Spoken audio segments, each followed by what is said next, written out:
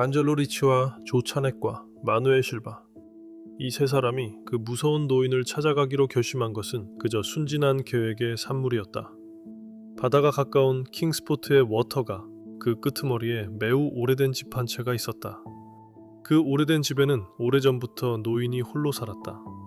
엄청난 부자라는 소문이 있었던 것 같기도 했다. 그리고 동시에 몸이 극도로 쇠약하다는 얘기도 있었다. 두 조건이 한 대상에게 동시에 성립한다는 것은 그 삼총사에게 더할 나위 없는 아주 매력적인 조건의 상황이었다. 그들의 작업을 시행하기 위한, 다시 말해 강도질을 하기 위해 매우 적합한 상황. 킹스포트의 주민들은 그 무서운 노인에 대해 이런저런 말들을 늘어놓았고 또 이런저런 꺼림직한 생각들을 품었다. 그 이야기들은 대체로 그 노인을 그 삼총사 같은 부류의 관심으로부터 막아왔다. 비록 그의 낡고 음침한 거처 어딘가에 헤아릴 수 없는 규모의 재산이 숨겨져 있다는 것이 거의 확실함에도 불구하고 그 노인은 진실로 매우 기이한 인물이었다. 그가 젊었던 시절에는 동인도 회사 무역선의 선장이었다고 전해진다. 그래도 그가 너무 늙어서 그가 젊었을 때를 기억하는 사람이 마을 안에 단 한 명도 남아있지 않음에도 말이다. 또한 지나치게 과묵한 탓에 그 노인의 이름을 아는 사람조차도 드물었다. 그저 낡고 오래되고 지나치게 방치되어 버린 집 앞마당에는 뒤틀린 나무들이 서 있을 뿐이었다. 그 나무들 사이에 그는 기묘한 돌들을 모아두고 있었다. 크고 제각각인 형태의 돌들을 이상한 방식으로 배치하고 이상한 방식으로 색을 칠해두면서 말이다. 그것들은 마치 동양의 어딘가 이름 모를 사원에서 가져온 우상들처럼 보였다. 다행히도 그 수집품이 대부분의 개구장이 꼬맹이들을 쫓아냈다. 그 무서운 노인의 길고 흰 머리카락과 수염을 놀려대거나 치기 어린 마음으로 돌을 던져 창문의 유리들을 깨부수기를 즐기던 꼬맹이들을, 하지만 더 나이 들고 더 호기심 많은 사람들을 쫓아내는 것은 전혀 다른 무언가였다. 이따금씩 그 집까지 몰래 다가가 먼지 낀 유리창 너머를 들여다보던 어른들이 있었다. 그들의 말에 따르면 1층의 텅 빈 거실의 탁자 위에 기묘한 병들이 여러 개 놓여 있었다고 한다. 각각의 병 안에는 작은 납조각이 실에 매달려 있었다. 그리고 음침스럽게도 그 무서운 노인은 그 병들에게 말을 걸었다. 잭, 칼자국, 롱톰, 스페니시조, 피터스, 항해사 앨리스, 대충 그런 이름들로 하나씩 불러가며 말을 건넸다. 그리고 그가 병 하나마다 말을 걸 때마다 안에 든 납조가리가 마치 대답이라도 하듯 일정한 진동을 일으켰다. 그 기이한 대화를 지켜본 사람들은 두 번 다시 그 광경을 구경하려고 들지 않았다. 하지만 안젤로 리치와 조 차넷과 마누엘 실바는 킹스포트 토박이가 아니었다. 그들은 뉴잉글랜드의 삶과 거리가 만들어내는 보이지 않는 킹스포트 경계 바깥에 속한 새롭고 이질적인, 보다 더 현대적인 부류의 사람들이었다. 그들의 눈에 그 무서운 노인은 그저 비틀거리는 늙은이일 뿐이었다. 그 주름진 지팡이 없이는 잘 걷지도 못하고 말라 비틀어진 손이 가련하게 떨릴 늙은이. 그들은 진심으로, 나름의 방식으로 외롭고 환영받지 못하는 그 노인이 한편으로는 안쓰럽기도 했다. 마을 사람들은 하나같이 그를 피했고 개들은 노인을 마주치면 하나같이 오두방정스럽게 짖어댔다. 하지만 일은 일이었다. 짧지만 인생을 강도질에 바친 그들에게는 은행계좌 하나 없는 늙고 쇠약한 노인은 뿌리칠 수 없는 유혹이자 도전이었다. 게다가 그 노인은 마을 상점에서 생필품 따위를 살 때마다 2세기도 전에 발행된 스페인 금화와 은화로 값을 치르는 인물이었다. 비로소 세 사람은 4월 11일 밤을 그날로 정했다.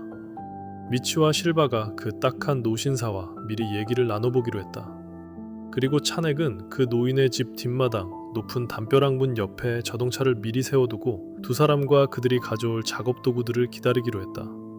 예기치 못한 경찰의 등장 시 불필요한 마찰을 피하고 싶다는 바람이 있었기에 보다 더 조용하고 눈에 띄지 않을 도주 방식을 계획하게 했다. 사전에 합의한 대로 세 사람은 나중에 의심을 살 일이 없도록 각자 따로 출발했다.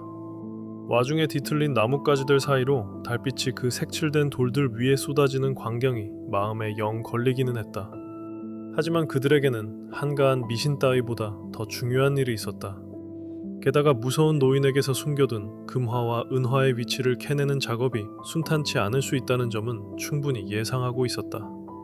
대체로 선장 출신 늙은이들은 지독하고 완고하고 비뚤어진 경우가 많았기에 다행히도 그는 너무나 늙었고 너무도 쇠약했다. 또한 리치와 실바는 고집스러운 인간이 입을 열게 만드는 기술에 도 같은 사람들이었다. 덤으로 극도로 노쇠한 사람의 비명소리는 쉽게 무마시킬 수 있을 것이다. 그들은 불빛이 새어나오는 창문 쪽으로 이동했다. 그 무서운 노인이 납조각이 달린 병들에게 어린아이처럼 말을 거는 소리가 창 너머로 들렸다. 그러거나 말거나 그들은 가면을 쓰고 비바람에 빗바랜 참나무 문을 정중하게도 두드렸다. 무서운 노인네의 집 뒷문 옆 자동차 안에서 안절부절 못하며 뒤척이는 차넥에게 기다리는 시간은 유난히 길게 느껴졌다. 그는 보통 사람보다는 꽤 마음이 약한 편이었다. 작업할 시간이 되자마자 그 오래된 집에서 들려온 비명소리가 내내 신경 쓰이게 만들었다. 정확히 어떤 소리였는지 묘사하기 어려웠다. 동료들에게 그 딱한 노인을 최대한 조심스럽게 다루라고 미리 얘기하지 않았었나 곰곰이 되짚고 있었다. 그는 신경을 곤두세우고 담쟁이 덩굴이 뒤덮인 높은 담벼락 너머의 작은 문짝을 응시했다. 보다 더 자주 시계를 꺼내 확인했다. 이상했다. 동료들이 보물의 위치를 알아내기도 전에 사고를 쳐버린 건 아닐까? 그래서 귀찮게 집안을 샅샅이 뒤지는 일이 필요해진 건 아닐까? 차넥은 이런 어둠 속에서, 이런 장소에서 이렇게 오래 기다리는 것이 좋지 않았다. 그때 문 안쪽에서 무슨 소리가 느껴졌다. 부드러운 발소리 같은 것이었다. 아니면 무언가 규칙적으로 두드리는 소리 같은 것이. 그리고 좁고 두꺼운 문이 서서히 열렸다. 희미한 가로등 하나의 창백한 빛 속에서 그는 눈을 가늘게 뜨고 동료들이 그 불길하게 오래도록 솟아있는 저택에서 무엇을 가지고 나왔는지 보려 했다. 하지만 그가 본 것은 기대했던 것이 아니었다. 동료들은 거기에 없었으며 그곳에 서 있는 것은 오직 지팡이에 조용히 몸을 의지한 채 섬뜩하게 웃고 있는 그 무서운 노인뿐이었다. 차넥은 그제껏 한 번도 그 노인의 눈 색깔을 주의 깊게 살펴본 적이 없었다. 그제서야 그것이 보였다. 그 노인의 눈은 노란색이었다. 평범하고도 작은 조용한 마을에서는 사소한 일도 큰 소동이 된다. 그것이 킹스포트 사람들이 그 봄과 여름 내내 밀물대에 밀려온 세구의 신원불명인 시신에 대해 소란스러웠던 이유였다.